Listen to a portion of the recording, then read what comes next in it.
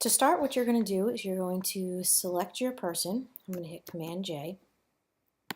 Title is Tim, so I know what I'm looking at. And I'm going to make a blank layer underneath, just so I have a clean slate to work on. You can always turn this off and clone stamp your background later to get rid of the additional hair that you might see. Then going to take my bald head, select it. I would skip the ears. I'm going to bring that into my Tim photograph. I'm going to resize this a bit so that it sits right on top of, roughly on top of where the eyes are, somewhere around there. Bringing this bald head. Before I move any further, I'm going to warp the head of the bald section. I'm going to go to Edit, Transform, and Warp, and take the corners and pull it until it matches the side of the head. Then you could always pull these handlebars out too if you wanted to make the head a little bit bigger. Check mark when you're done. Then I can go to my Tim layer. I'm going to add a layer mask. I'll paint with black and a hard-edged brush. And simply paint away the hair so you no longer see it anymore.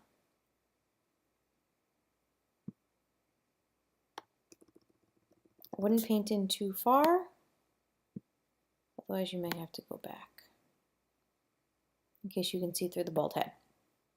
Okay, now I'm going to go to my bald head. I'm going to add a layer mask to that. I'm going to use a fuzzy brush this time and drop my opacity to about 30% so that I can blend it gradually. I'm going to start at the bottom and just work my way up.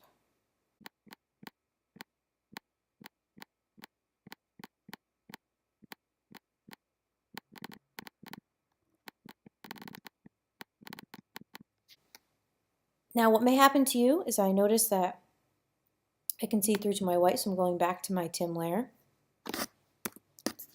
And I'm going to paint white back in so that I can not see through my bald head.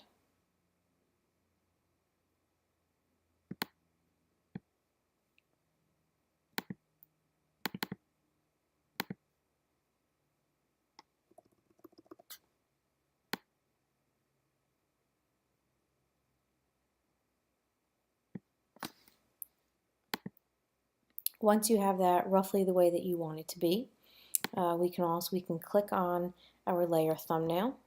I'm going to hit Command B for color balance. We want our skin tone to match our head. So for this one, I'm going to add a little bit of yellow just so that it matches the skin tone. I'm going to click OK. I think I painted in a little too much, or erased away too much of the hair. So I'm just going to go back in here and fix that up a little bit.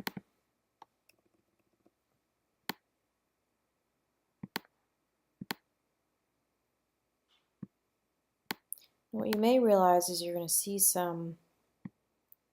maybe some of the residual eyebrows, but that's not a big deal because I'm then going to merge my layers together. And then I can take something like the clone stamp or the patch tool, or even use the lasso tool and do a fill and content aware, and it should fill it with some extra skin. And now you would just simply, refine this as much as possible until you get something that looks pretty good. Could take a little bit, but once you get it, you should be good to go. Just going to take my patch tool, start to blend some of these areas together, just so that it matches really well.